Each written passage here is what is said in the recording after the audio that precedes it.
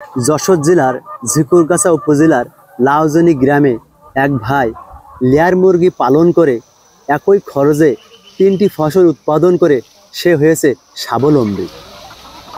দর্শক, আপনারা কিভাবে অল্প দিনে এই লেয়ার মুরগি চাষ করে সফল হবেন আর এই লেয়ার মুরগির পায়খানা ব্যবহার করে আরো বেশি কিভাবে সফল হবেন, আজকে আমি বিস্তারিত আলোচনা করব। আপনারা কন্টিনিউ ভিডিওটি দেখতে থাকুন।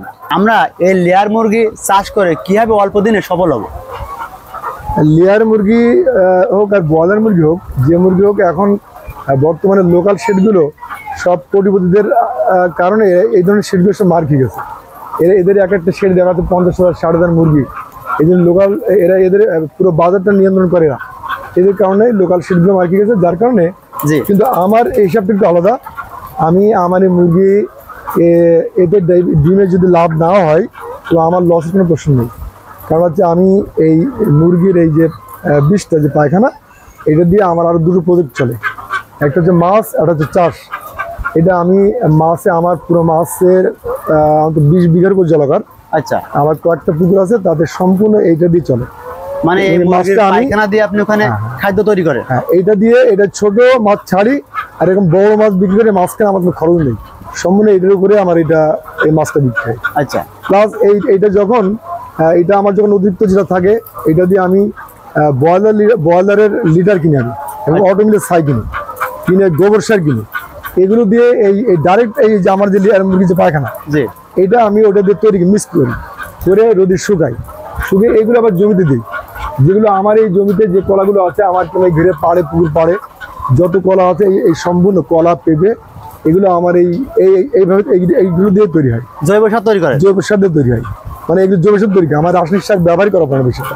আচ্ছা, তাতে করে আমার এতে যদি লাভ না হয়, কিন্তু আমার ওই প্রজেক্টে একটা ব্যাপার লাভ। এবং আমার এই কলাগুলো বিক্রি হয় ওই যে আমার রাস্তার ধারে, যে পাকা রাস্তার ধারে যে লাউজনি রেল ক্রসিং, ওখানে একটা দোকান আছে। আচ্ছা, ওই দোকানে আমার এই কলাটা সম্পূর্ণ রাসায়নিক সার মধ্যে গাছপালা বিক্রি হয়। আচ্ছা, হ্যাঁ, এই জন্য এমনকি আমি এই যে কলা গাছগুলো, পুকুর পাড়ে যে কলা গাছগুলো, এই কলা গাছের গোড়ায় সার দেয়। এই সারের এই সার দিয়ে তৈরি হওয়ার পরে যে এর যে চারা হয়, চারাগুলো, পাতাগুলো এই গ্লাস কাপ মাছে খায়। আচ্ছা, এমনকি গ্লাস কাপ মাছে খাওয়ার পর যে ডাটাগুলো হয়, এই ডাটাগুলো আমি কাজে লাগাই। এই ডাটাগুলো আমি গাছের গোড়ায় দিই। এর দুটো উদ্দেশ্য। একটা হচ্ছে যখন পাড়ে তো সেচের ব্যবস্থা নেই, এটা ওই পাড়ের গোড়ায় দিলে, যদিও আমার এই প্রাকৃতিক পাম্প আছে যেটা পুকুরে লাগানো হয়, ওখান থেকে পুকুরে পাড়ে পানি দেওয়া হয়। এরপরে যখনই গাছের গোড়ায় ডাটাগুলো দেওয়া হয়, এগুলো ওই পানিটা একটু বেশি দিন ধরে রাখে। প্লাস এই ডাটাগুলো পচে একসময় সার হয়। যেমন এই ডাটাগুলো আমি কাজে লাগাই। তাতে করে আমার যে হিসাবটা, এই হিসাবের সাথে এই কারণে সবার সাথে এই হিসাবটা মেলবে না, কারণ লোকাল শেড অধিকাংশ মার্কেট যাচ্ছে এই জন্য। কিন্তু আমার যদি এটা লাভ না হয় তো আমার সমস্যা নেই। আমার এই জৈব সার তৈরি দিয়ে যে কলা, যেটা আমার ওখানে বিক্রি হয়, এটা এত সুনাম অর্জন করেছে যে আমার দোকানের যে কলা যে সেল, এটা যশোর ডিস্ট্রিক্টের আমার দোকানে আরেকটা নেই। এত সেল শুধু কলা যশোর ডিস্ট্রিক্টের ভিতরে আলাদা দোকানে পাওয়া যাবে। আপনি কত বছর আপনার এই ফার্মটা তৈরি করেছেন? এখানে ফার্ম জগতে আমি অনেক আগে থেকে, আজ থেকে অনেক 15 বছর আগে বাদ দিয়েছি লেয়ার, ব্রয়লার এবং সোনালি, এগুলো যেগুলো লাভজনক না হওয়ার কারণে ওগুলো আমি বাদ দিয়েছি। দেওয়ার পরে এইটা আমি আবার এই লেয়ার জগতে এসেছি আজ 5-6 বছর। এর আগে আমি অনেকের আমার শেড ফ্রি দিয়ে চেয়েছি, যে আমার শেড ভাড়া দেওয়া লাগবে না, আমার শেডের জায়গা ভাড়া দেওয়া লাগবে না, শেড ভাড়া দেওয়া লাগবে না, তুমি লেয়ার মুরগি বুঝতে হবে। এদের কোনো পার্টি পাওয়া যায়নি, যার কারণে আমি নিজেই এই লাইনে এসেছি এবং এই লাইনে আমি প্রতিষ্ঠিত, মানে এই লাইনে আমি এখন সফল। এবং আমার ডিমের মানও ভালো। আবার এই মুরগি দিয়ে, লিটার দিয়ে আমি যেগুলো তৈরি করছি, এগুলো খুবই উন্নত হচ্ছে। আপনার এখানে কতগুলো মুরগি আছে? 2160 পিস ক্যাপাসিটি।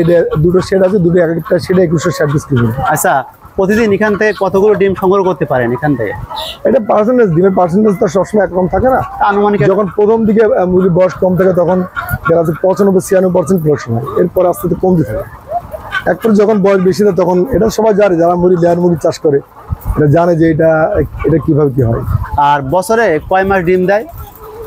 এটা বছরে কয় মাস না, এটার মুরগির পরিবেশ পরিচর্যার উপরে, মুরগি ভালো করার উপর নির্ভর করে যে প্রোডাকশনটা কতদিন বেশি নেওয়া যাবে। আরও পাশাপাশি আরেকটা নির্ভর করে যে মুরগির ডিমের দামের উপর। দাম কমে যায় তখন প্রোডাকশন একটু কমে গেলেই তখন আর এতে লাভ হয় না। আপনার এখান থেকে দিন কয়বার করে ডিম সংগ্রহ করেন? এটা ডিমটা একটু ঘন ঘন তুলতে, না হলে ডিমটা ভেঙে যায়, গুলিতে ঠোকায়।